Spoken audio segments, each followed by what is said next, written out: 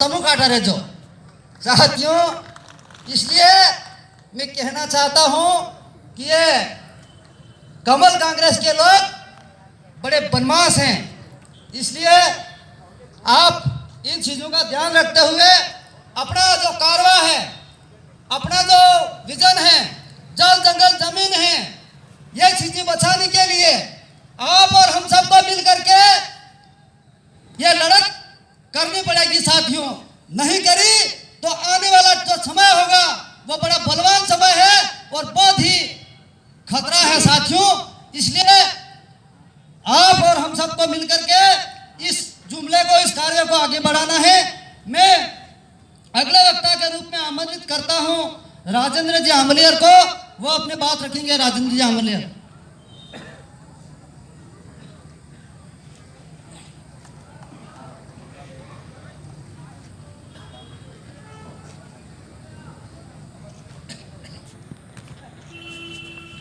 सभी को जय जोहर, जय आदिवासी, जय भी प्रदेश। मंच पर विराजमान हमारे मुख्य अतिथि साहब,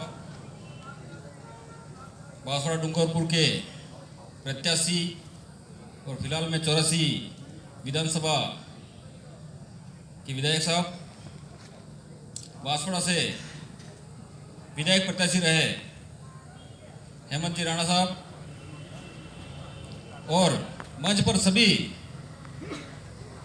बैठे हुए अतिथिगण, आपको सबको तहे दिल से हार्दिक जोहार, अभिनंदन।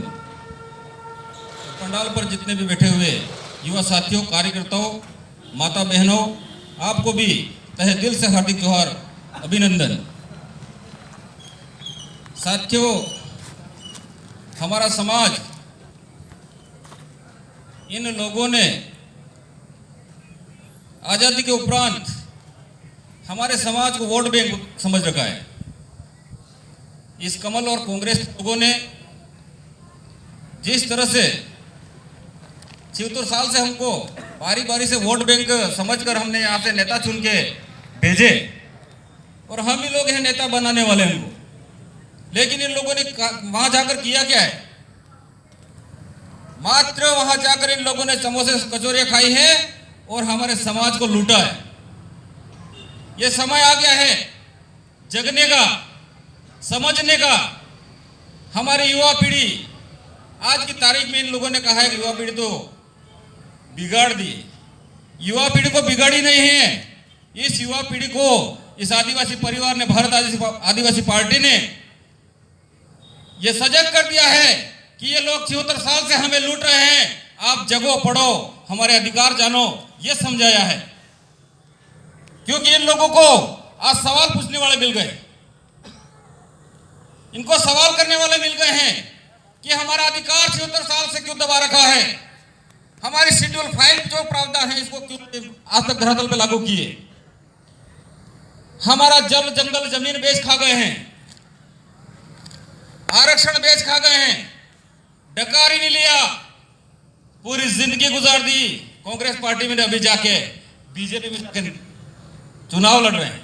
ये आप लोगों को समझने इसकी जरूरत है साथियों।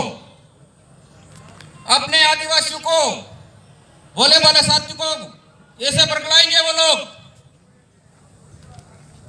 कि हम तो तुम्हारे नेता हैं, लेकिन हमने जो नेता बनाए थे वो हमें लूट कर कहीं और ज्यादा लूटने के लिए चले गए हैं।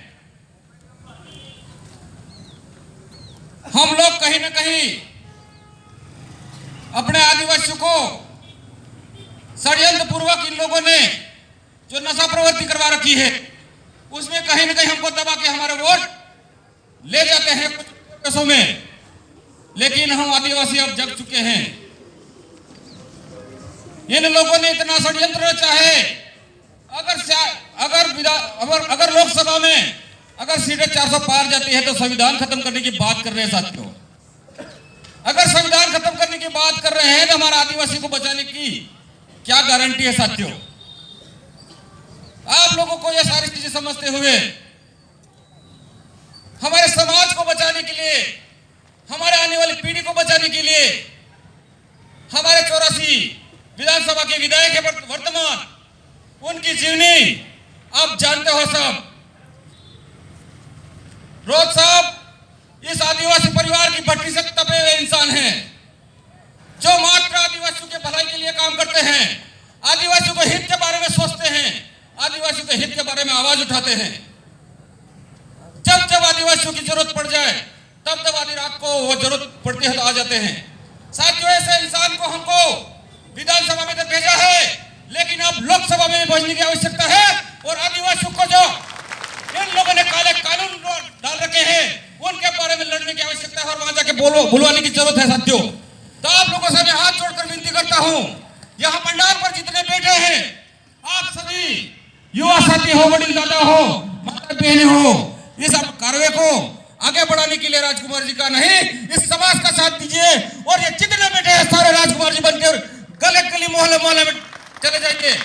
मैं इन्हीं शब्दों के साथ मैं अपनी वाणी को विराम देता हूं। जय जोहार, जय आदिवासी, जय भील प्रदेश। धन्यवाद आमिलेर जी को। साथियों,